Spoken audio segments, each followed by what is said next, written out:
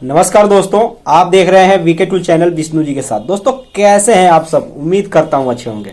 दोस्तों आज के वीडियो में बात करने वाले हैं एक ऐसे बिजनेस आइडिया के बारे में।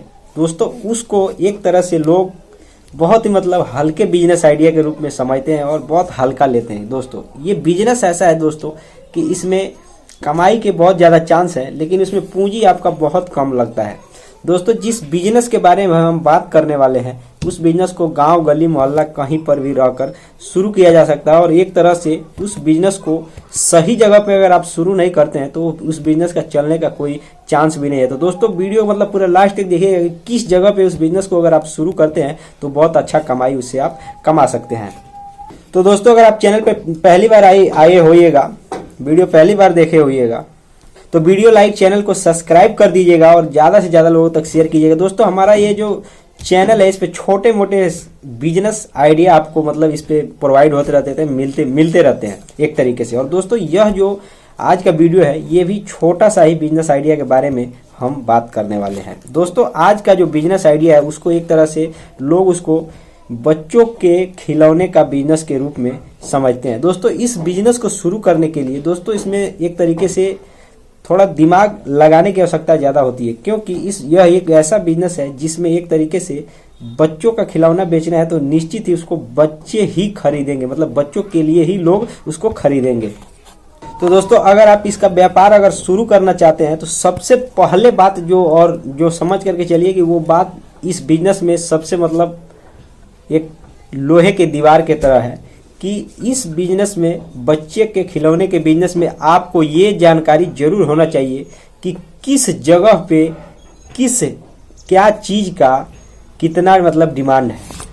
दोस्तों इस तरह से शायद आपको समझ में नहीं आएगा। एग्जाम्पल, उदाहरण के लिए मैं आपको समझा देता हूँ कि मान करके चलिए अगर आप इस बिजनेस को गांव में शुरू करते हैं तो गांव में किस हिसाब से बच्चों के खिलौने में आकर्षित करने वाली चीज़ें कौन कौन सी ऐसी चीज़ें हैं जो खिलौना आप बेच सकते हैं। और वो अगर घुमा कर इसका व्यापार करना चाहते हैं तो अलग ही तरीके का रिसर्च करना पड़ेगा। अगर इसी बिजनेस को, खिलौने के ही बिजनेस को अगर एक जगह अगर आप कहीं बैठ करके शुरू करना चाहते हैं तो आपको ये भी देखना होगा कि कहाँ पर बैठ कर उस स्थान का चयन करना होगा। उसके बाद आपको ये डिसाइड करना होगा कि उस स्थान पे कौन कौन से लोग आते हैं, गरीब से गरीब आता है कि या अमीर लोग आते हैं। उस हिसाब से आपको खिलौने रखने पड़ेंगे ताकि आपसे लोग खरीद कर अपने बच्चों को दे सकें।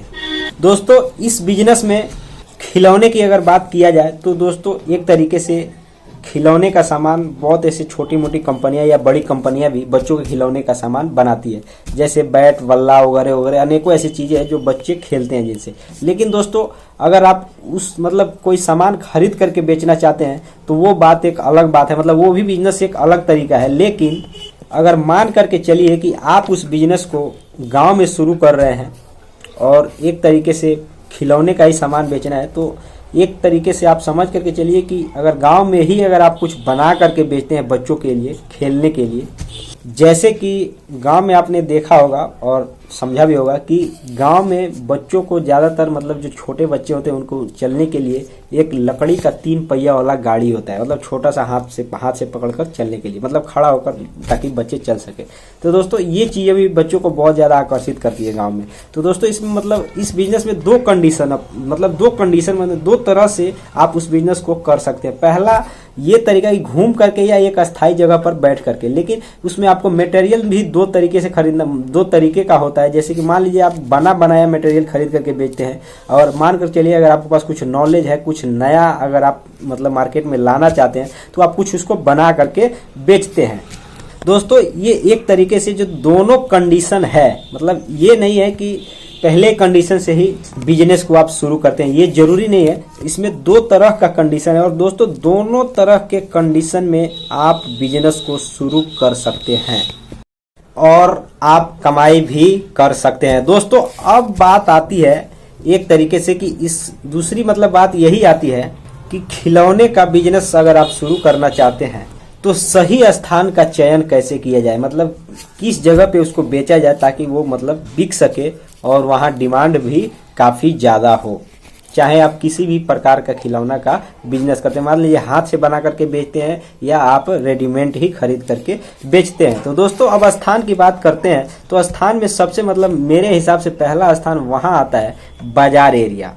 दोस्तों आप मतलब किसी बड़े बाजार में या साप्ताहिक बाजार में जहाँ पे बहुत भारी मंडी वगैरह लगता है दोस्तों, वहाँ पर भी आप इन सभी को हाथों से लकड़ी का बनाया हुआ खिलौना या गुब्बारा का मतलब जो भी प्रकार का खिलौना है बच्चों को खेलने के लिए दोस्तों, बाजार में भी आप, मंडी में भी, साप्ताहिक मंडी में भी आप बेच सकते हैं। दोस्तों दूसरा स्थान उसके लिए आता है घुमा करके बेचने का। मतलब इस तरीके में ये चीज होता है कि आपको मतलब ग्राहक, एक तरीके से ग्राहक के पास खुद चल करके जाना होता है, और मान करके चलिए इसमें आपको ग्राहक भी ज्यादा मिलते हैं। अगर गांव में घुमा करके ऐसे कोई चीज बेचते हैं जो मतलब बच्चों को बहुत ज्यादा पसंद है खिलौने के रूप में और बहुत काफी सस्ता भी बिकता है, तो दोस्तों वो आपका मार्केट एक तरीके से वो डबल कर देंगे और आपका मटेरियल भी कम पड़ सकता है बेचते बेचते, क्योंकि घुमा करके बेचने में कोई लिमिट नहीं होता कि यहाँ तक बेचना है या इतने ही कस्टमर आएंगे। आप जहाँ तक जाएंगे हो सकता है कि आपका माल यहीं खत्म हो जाए और आगे भी न जा पाए। तो दोस्तों इस तरीके से घुमा करके भी बिजनेस शुरू किया जा सकता है।